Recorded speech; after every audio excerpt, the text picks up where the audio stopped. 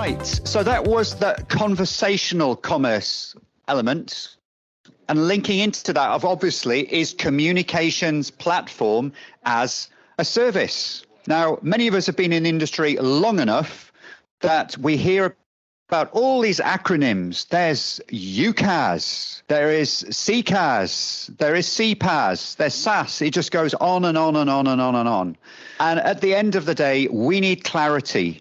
We talked about there being fragments. Very good. Look at this, panelists. Wonderful. They've spoken. I think we're now 20 minutes ahead of schedule, but there we go. And there's been real fragmentation in the market. There's so many channels out there. And at the end of the day, Mobile Squared, Nick Lane from Mobile Squared came out with some recent information again, just to verify that, yes, of the 300 million or so listed companies in the world, so you go to the company registers all around the world, add up the number of companies, you get over 300 million. And of those, 95% do not use SMS to communicate with their customers, do not use. That tells me there is huge headroom for growth, and that's just SMS, never mind anything else. So my perennial question to everyone, what are we as an industry doing wrong, even after all these years, that 95% of these hundreds of millions of companies around the world still are not even using business SMS? And this is what we're going to be talking about now. CPaaS acceleration, how to make it relevant for all. And pleased to be joined by Lisa Lundell from Sinch. And I had the pleasure of working with Lisa 10 years ago at Mblocks. We were in the carrier management team together. So it's 10 years, seems like yesterday, but hello. So, no. Okay, let's move on. You weren't. There we are. I've got older as well. And we've got Gabriel from Arelion. Welcome. Thank you. We have Mila from BSG. As long as it's green, is it green? Yep, it is green. That's it. It's working. Thanks. And we have Åsa. Is that pronounced right or not? Åsa. Okay. I thought I did it right. Yeah. Åsa, something like that. I'm used to hearing a lot of versions. Well, thank you from Infobip. So I know quite a few people in the room will know who Sinch is, but Lisa, let's not assume. What do you do at Sinch? Who are you? What do you do? What's your background in the industry for everyone? So what gives you the right to be sitting here and talking about the subject? And who is Sinch? Come on. Okay, no pressure now. So Lisa Lundell, I'm work at Sinch as our head of operator sales and partnerships for region Europe. And that means that we work with business development with the operators around Europe. And my background in the industry, I actually started out in Canada at TELUS. And then once I moved to Sweden, then I had a career at Telia. Actually, there's a few people in the room that I worked with at Telia. And then joined Mblocks shortly thereafter, and that's where we met, James, you and I. It was. So I have been in the business for a long time. My background also is within marketing, so I find this extremely interesting, how the tools have evolved and what's available to businesses now to reach and communicate with their clients. And it's really, even for someone who works in the industry, it's very staggering to see the development, the rapid development, because things are changing very quickly in terms of.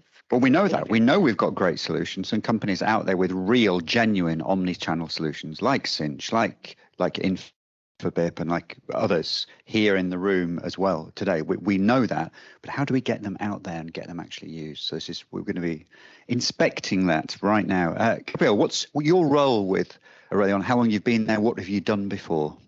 Well, I've been with Arelion since we started Arelion, and that is not too long ago. We used to be Telia Carrier before, so I've been with Telia and Telia Carrier for quite some time. It's actually 25 years this year. Wow. Crazy. Anyone been longer with Telia than 25 years? I know, Anders Carlson, you've been longer than 25 years in Tele2, I know that. Yeah. Yeah. Sorry, yes. So, well, trust people, trust the truth we want. But there we go. Indeed. So consistency. Yeah. But now I represent the messaging team within Arelion, and I work as a key account manager. Yeah. Fantastic. Thank you. And Mila, your company, BSG. Yep, I represent the BSG company, Ukrainian-based company. We work both in wholesale messaging and enterprise messaging. These 2 years were very tough for us because the complete strategy of the company have changed, and actually we moved from the CIS enterprise clients to European clients and started working with them. So I'm here to new expertise to listen how you work here, and I can actually share with you my background in Eastern Europe and CIS countries for enterprise. Fantastic. And the differences, it's going to be interesting to hear. And Åsa, your role, and explain about Infobip, please. Yes, Infobip. Is it on? It is on. Okay, good. Okay. Infobip, aggregator, one of the world's biggest. I've been with Infobip for about 2 years. I have a telecom background since 20 plus years, working for Tele2. I've been working for Telia. I've also a short period of time started my A2P era with 3 for a short period of time, and then I've been exploring the IT business for about 10 years. Telenor's the missing piece. Yes. There we go. Let's speak to this table if you're looking for a career change. Excellent. Wow. Thank you. Yeah. Good to have you here. So, Lisa, CPaaS. So, I know I've done this panel basically more or less the exact way. It's actually the exact same title. I've done it in India. I've done it in the USA. I've done it all around the world. It's the same questions. We've got wonderful solutions. We know that. Companies like yours here, fantastic solutions. Great. Checkbox. Great. Why is it that so many out there are not using them? What are we doing wrong? Is it we're doing something wrong, or why? I'm not, remember, it's easy just to talk about, oh, this is what Google do, this is what Amazon do, this is what this large bank does. But the reality is most businesses out there in the whole world generating the real money, employing the people, are small and medium sized. And surely this is a sector we've got to address. Yeah, I mean, it's a complicated question you ask, but I mean, Sinch side, we've got about 150,000 customers now, which is, I mean, enterprise clients, rapid enterprise, small, medium, all the way up to the big tech firms. So I feel like we're making progress for sure. In terms of the individual small medium firms, the mom and pop shops, hairdressers, dentists, etc. I think that maybe sometimes they feel that this type of technical solution, I don't need that. That's far too complicated for my needs. And so maybe we as an industry need to be better about, one, educating about consumer communication behaviors, educating about the existence of what, I mean, using acronyms like CPaaS, that's probably maybe something we should stop doing. But the communication possibilities that are available now to an average small business owner, entrepreneur is, absolutely incredible. You can create global communications. You have access to every single mobile user in the world through one platform. That's very, very powerful. So educate and evangelize also the show use cases, what you mentioned before, and showing success stories of what is happening in our business and how things can be. Yeah, fantastic. And Gabriel, so mobile operators clearly are here to primarily to service us subscribers, the P2P, but of course have enterprise, a B2B side of things. And that's growing, and of course it's nice to grow that, but that is not the operator's focus. Their focus is on the P2P side of things. What about the role of partnerships in building CPaaS, and getting that across to operators. How do we as an industry get across that, okay, as an operator, you don't need to have this expertise yourself. You don't even need to have the platform yourself. You don't even need to have the sales expertise yourself, because guess what? There are plenty of companies in this room who could help with all of that. Why is it today that so few mobile operators have understood that they could just easily go the partnership route and work with one of the companies in the room together and fairly rapidly have a really, really nice business messaging solution? Yeah, it's a good question as always, and also it's the same as Lisa's answer. Basically, we need to stay close to the mobile operators. We need to educate them, and we need to show them the use cases, and also provide as flexible and customized solutions as possible, basically, so they can pick and choose what kind of functionalities that they would require from a CPaaS solution. I think that's a very good point. The customization element is there, and if you look at how long some of them, the aggregators, have been around, 10, 15, 20 years, some of them plus 20 years plus, they've got that huge amount of expertise. And it's about taking all the data. We've been talking about number intelligence and data and trust. Ask the customers how they want to be contacted. It's taking all of that. But Mila, so there's the, I suppose, the front end, the obvious things, the solution, it needs to be customizable. But for an enterprise, and it could be a medium, I'm not talking about the mom and pop thing as Lisa referred to, a medium-sized one, you can have considerable amount of, or large obviously, a large amount of data in there, and you've got a great solution which allows you to target customers exactly how they want to be targeted. So also maybe WhatsApp, and yourself maybe SMS, Gabriel maybe iMessage, and Lisa could be email, could be whatever. But are you seeing, when you're talking to enterprises, a difficulty with essentially joining up, marrying up the back end, their data and everything, with actually the front end, the platform? So actually, in our case, the biggest challenge is not that. The biggest challenge is to go to a very competitive market of Europe, Eastern Europe, and to persuade the client to actually work with us. And you started this conversation, this panel, with great information and the problems. 95% of the big companies, of medium-sized companies, they actually don't trust SMS. But for us, for BSG, it's not a problem. It's more than like a great thing to approach these clients, because we have sometimes cases when we talk to companies in Eastern Europe, when we approach them, and we're talking to the owners of the business, the C-level, and though the market is too competitive, there are lots of companies like Sinch, like Infobip, and in some cases, these clients, possible clients, even were not approached. They were not even told the benefits of using SMS, the benefits of using some messengers.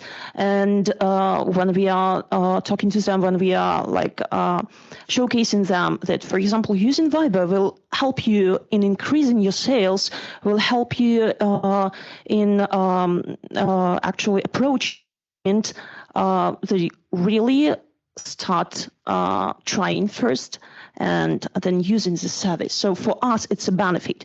For the data, with these clients, of course, everyone is now very careful with such things. And when you're working with clients who has got big databases, like the first question is always, okay, is my database safe?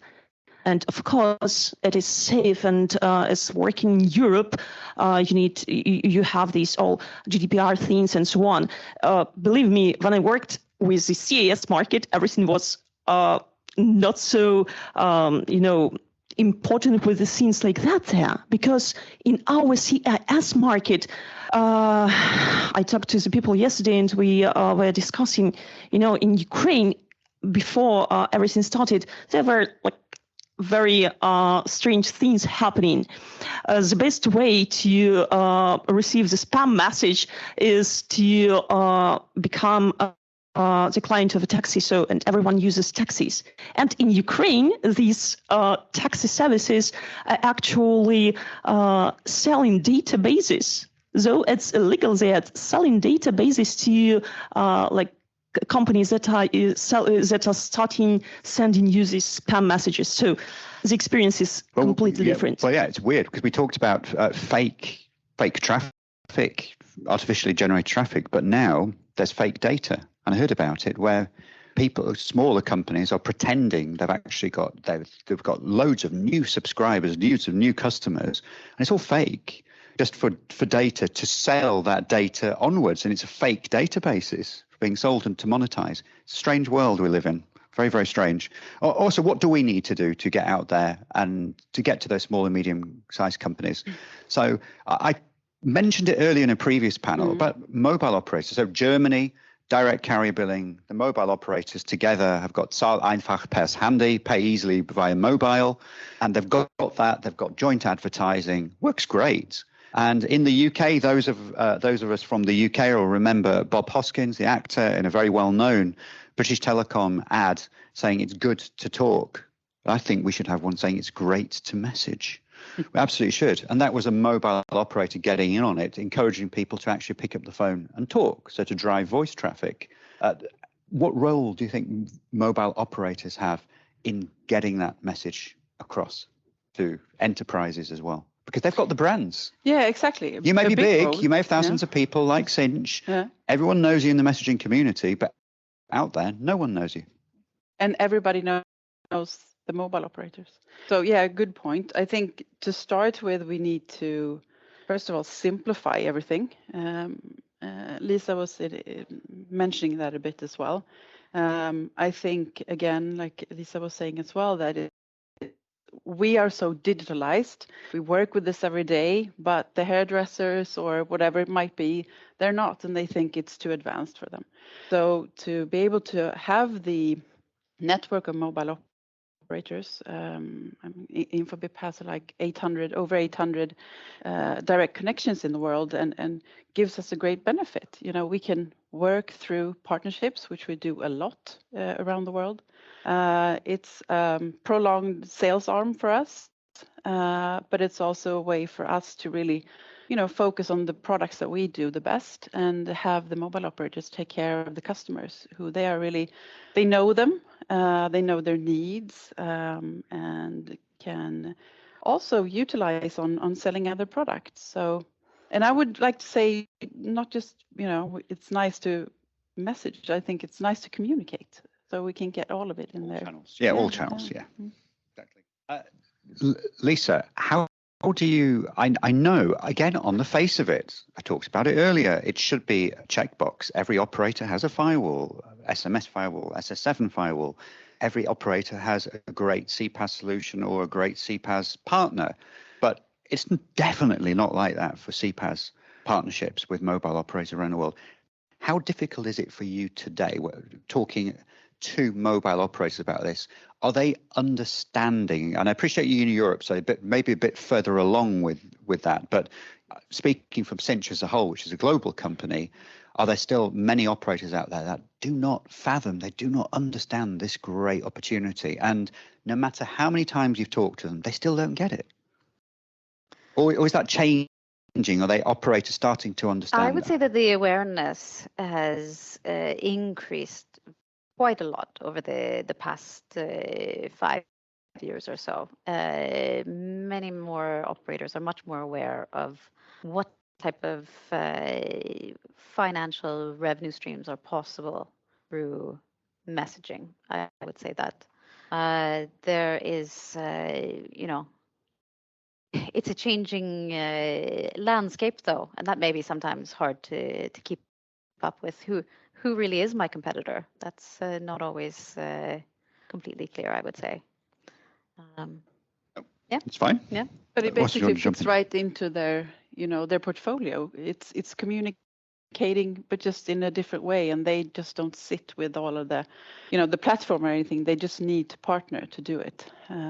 So it makes sense, and I think that it's really a growing awareness around the world, and in some parts, like you were saying, Europe is very saturated, or not saturated, but very aware, and in other parts they know that we can never do this if we don't work with the likes of Sinch or us or whomever.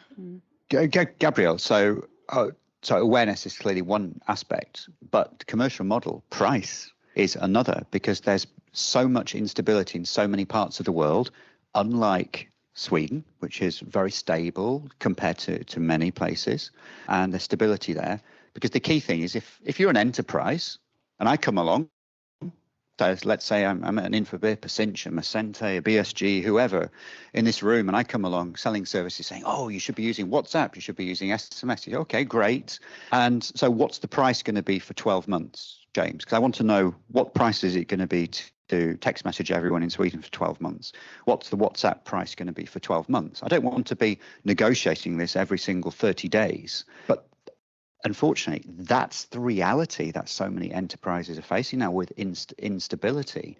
And is this commercial model instability because of, let's say, it's probably some areas, could be some operators raising the commercial model, the pricing of SMS, for example, or other channels? Is that possibly another reason, a key reason why enterprises haven't adopted it? Because they can't have that stability. I would say partly, but I don't think that price or the cost is the major obstacle. I think it's more like Lisa was referring to, that we need to educate it and make it more simple and understandable.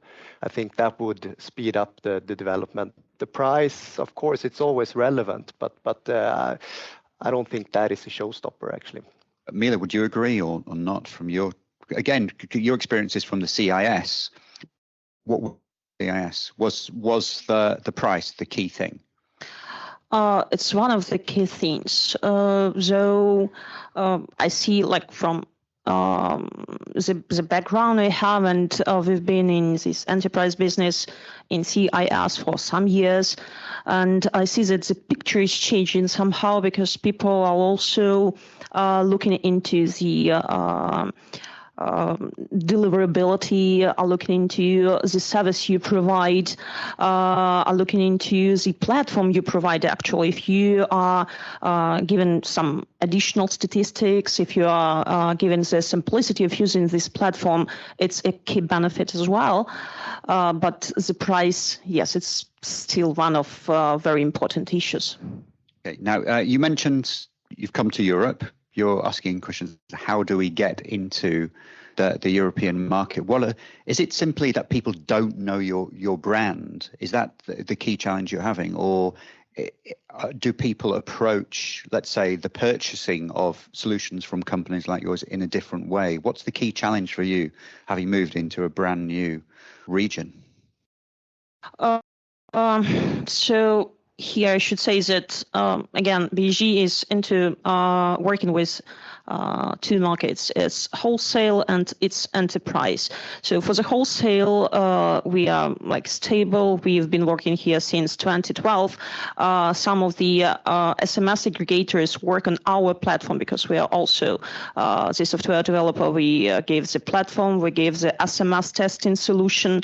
So here we are well known in wholesale part, but for the enterprise, it's like the key challenge is, as I already told you, the European market is too competitive, but still there is some way to like work with these enterprise clients, because 95% are not using these channels, and we can persuade them. The only thing is to start the communication, start talking to them, start giving them the idea that it's a benefit to their business to use such services. That's it. We just have to keep continually going at it with the education. Now, also, Is there an established path that a business of any size needs to go on? So let's say you start off with baby steps using SMS, and then you move up into the world of richer messaging with WhatsApp and could be then RBM. Or is it the case now, because of the great technology, the great solutions available, I as a startup can just go basically waltz straight in and start using WhatsApp and RBM, for example? Has that been a change in the past few years? Yeah, I think that the change is not so much the technology, it's the shift of the supplier is not sitting in the driver's seat anymore, it's the end customer. So it's more up to me, if I am a customer, which channel do I want to be contacted in? So if you are promoting something to me or whatever it might be, or you're my mobile operator supplier or whatever it is, you can't really dictate anymore how we communicate. It's what, I want to be the driver of that. So if you're a startup, you should just make sure that you know as much as possible about your customer stock and communicate where they want to be communicated. Exactly. So just ask that basic question. One of 4 or 5 channels. How would you like to be communicated? Well, the more you communicate with them, on earlier questions, the more data and analytics you get. So, and the closer you get to your customer, the more loyal and personalized your communication will be. So, it's not so difficult. It's quite simple, actually. Fantastic. Yeah, okay. But I think sometimes I think a lot of people in the room here can relate to if somebody asks, what do you do? What do you work with? If we can't even tell our family what we do during the day, I mean, how can we? I think all of us can understand that. Yeah. I have that as well. So people just say, "Oh, so is that computers?" No. Yeah. Is it mobile? Is it phones? No. Yeah, I know exactly what you mean. So I mean, I think we already know the hurdles. We need to educate, we need to simplify, and we need to hold hands. SME market, they don't have a ton of resources and they don't have the knowledge. So we also have to be sharing our knowledge, supporting as much as possible, and making sure that it's one thing to sell something and the other thing is to consume it. So I mean, it's not a 100-meter race; it's a marathon. Yeah, but it is. Now let's talk about. I mentioned earlier in the day digital ads. So from a marketing perspective, we know how powerful rich messaging in particular can be, Lisa. But competing against us is the world of digital ads. So of course, Meta and then Google have loads of ads as well, make a huge amount of money from digital advertising. But if you were to stack up a digital ad next to the conversion ratios for, so let's say within Google, a digital ad compared to RBM wins. And within Meta, a digital ad compared to WhatsApp business messaging wins by far. So the messaging piece is clearly super powerful. The rich messaging piece is super powerful there. But how do we convince this legion of businesses out there who have already gone and saying, look, I'm doing plenty of stuff on Facebook ads. They make it so easy for me and everything like that. And Google as well and others, they make it so easy. How do you convince them from that ease perspective to actually start using something which historically, certainly for two-way, for example, SMS in particular, we've talked about SMS is great for two-way, but practically enabling two-way SMS is really, really hard in so many places. How do we do that? So first thing that I would say there, you said pitted them against each other. I think that it's more of a part of the customer journey. So if you're thinking about the full customer life cycle, I'm out and I'm busy about my day. I'm surfing on something. I'm hit by some ad here. Maybe that prompts me that I'm going to look at it online. And then maybe that prompts that I go into the store and I make a purchase. And then, oh, okay, Lisa, are you a loyalty member? Yes, yeah, I am. Here's my number.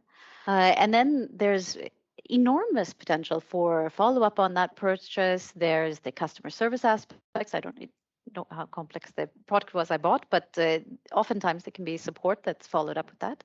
And then there's also the potential for reoccurring revenues. When this widget or whatever it is that I've bought has worn out, then businesses that are on top of things can start timing messaging and interaction with so every me. channel has its role to play.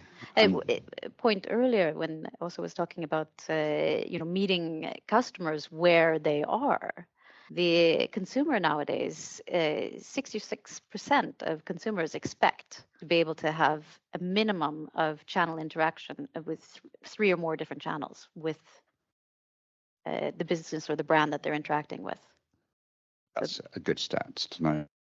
Yeah. It's very, very interesting stat. Gabriel, believe it or not, we're at the close of our session already. It goes so fast because usually we could do these sessions for an hour and a half easy.